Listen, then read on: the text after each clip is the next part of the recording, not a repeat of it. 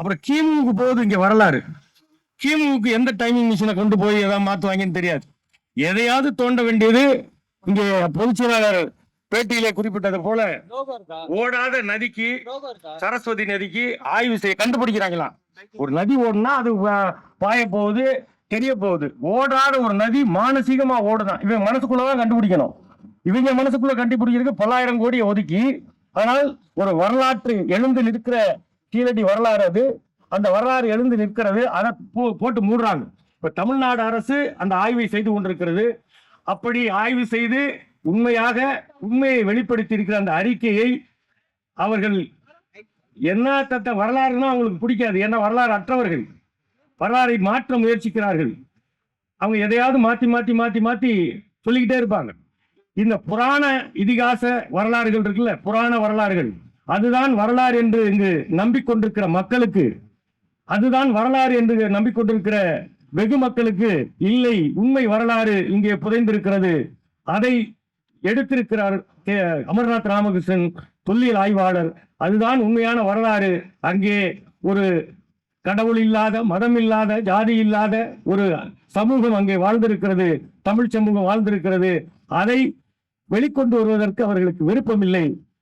ஆகவே பல்வேறு காரணங்களை சொல்லி அதை தள்ளிக்கொண்டே இருக்கிறார்கள். அதை உடனே வெளியிட வேண்டும் என்று வலியுறுத்தி தான் இதை நடத்தி கொண்டிருக்கிறோம். மாநில குழு, தமிழ்நாடு முற்போக்கு எழுத்தாளர் சங்கத்தின் மாநில குழு உறுப்பினரும் பாடலாசிரியருமான கவிஞர் இரா தனிக்குடி அவர்களை கவிதை வாசிக்க அழைக்கிறேன். தோழர்கள் எல்லோருக்கும் வணக்கம்.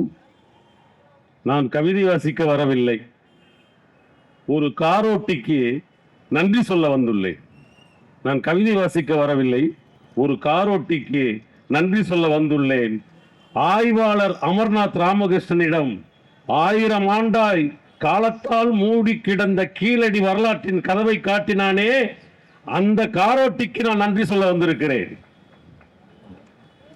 கல் பொருள் அறிந்த, நெல் பொருள் இருந்த, கல் பொருள் அறிந்த, நெல் பொருள் இருந்த, பல்பொருள் குவிந்த, சொல் பொருள் நிறைந்த தொல்பொருள் இடத்தை சொன்னானே, ஆரியத்தின் இல்பொருள் உமையமையை எடுத்து சொன்னானே, அந்த நல் பொருள் கவிஞனுக்கு நான் நன்றி சொல்ல வந்திருக்கிறேன். அந்த காரோட்டிக்கு நன்றி சொல்ல வந்திருக்கிறேன். நேற்று ஒரு இசையமைப்பாளரிடம் மெட்டு கேட்க போய் ஒட்டு கேட்டு விட்டேன். நேற்று ஒரு இசையமைப்பாளரிடம் மெட்டு கேட்க போய் ஒட்டு கேட்டதை மட்டும் ஒப்பித்து விட்டு போகிறேன். அங்கே கேட்டது வைகையாத்து உரையாடல் போன்று இல்ல, அவ ஆத்து உரையாடல். வைகையாத்து உரையாடல் அல்ல, அவ ஆத்து உரையாடல். இப்ப மாம்பி ஸ்டார்ட் பண்ணாங்க. ஏன்னா அந்த காலத்து நாலடியான்னு நம்ம திட்டினாள், ஈரடி வள்ளுவனும் கரிச்சு கொட்டிருக்காள், கீழடின்னு சொல்லி இப்பவும் திட்டாளே, இப்படியே விட்டுட்டா லோகத்தில் நமக்கு ஓரடி கூட இல்லை என்ற உண்மை தெரிஞ்சு போயிடுமோ இல்லையோ, நோக்கு ஒரு கவலை இல்லையோ என்றாள். மாமா போடி அபிஷ்டு, கீழடி கீழடின்னு பினாத்தாடி, நம்ம மேலடி மோடிஜி இருக்காளோ அவ பார்த்துக்குவா.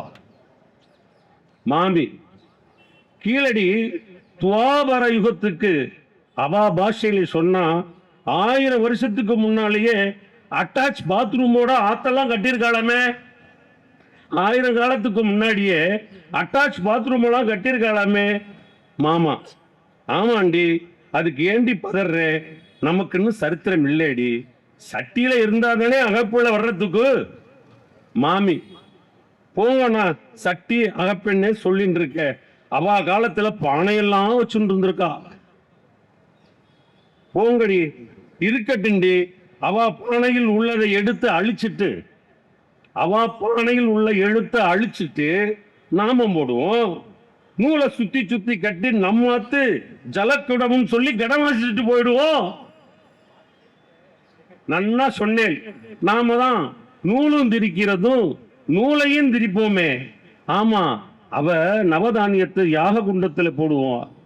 அவ யாக குண்டத்தில் நாம யாக குண்டத்துல போடுவோம். அவ அந்த ஆண்டு கணக்கா அதை வச்சுட்டு பாதுகாக்கிறாளாமே. மாமா போடி அபிஷ்டு, நாம பூண்டுகளை தின்றதில்லை, நாம பூண்டுகளை தின்றதில்லை.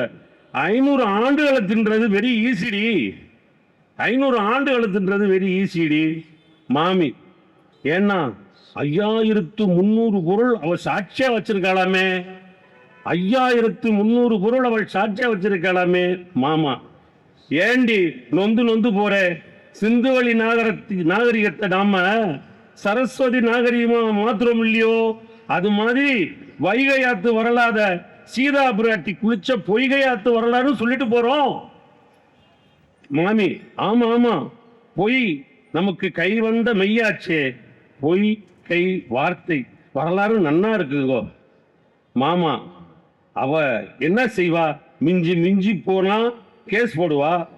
உச்சு குடுமி, உள்ளூர் குடுமி, எல்லா குடுமியும் நம்ம கையில இருக்கேடி. மாமி சூப்பர்ண்ணா. ஆமா, யாரோ ஒரு லிரிக்ஸிஸ்ட் வர்றதா சொன்னாலே, எப்ப வருவா? என்னதான் அவ லிரிக்ஸிஸ்ட் மட்டும் இல்லடி, பெரியாரிஸ்ட், அம்பேத்கரிஸ்ட், காரல் மார்க்ஸ் 3 சேர்ந்த பிளாக் ஹிஸ்டரி. அவன் பேரு தனிக்கொடி. உனக்கு ஞாபகம் இருக்கோ? 56 இன்ச்சு மோடியா உன் அசிங்கத்தை சொன்ன ஆளுக்கெல்லாம் ஈடியா? 56 இன்ச்சு மோடியா உன் அசிங்கத்தை சொன்ன ஆளுக்கெல்லாம் ஈடியா? அதானி அம்பானி கடன் தள்ளுபடி பல கோடியா? அவன் அந்தரமா பார்க்கறது கேட்கிறாங்க சீடியா அப்படின்னு எழுதினாலையோ அந்த தனிக்கொடி தாண்டி கறவை திறந்தார் மாமா. நின்றேன், வாங்கோ நோக்க ஆயுசு 100 என்றார். நான் சொன்னேன், எனக்கு ஆயுசு 10,000 என்றேன். எனக்கு ஆயுசு 10,000 என்றேன்.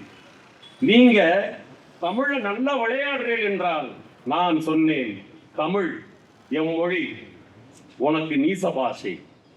எம் மொழி உனக்கு நீச பாஷை, அதனால் உன் மொழி எனக்கு கேச பாஷை என்று சொல்லி விடைபெற்றேன். நன்றி, வணக்கம்.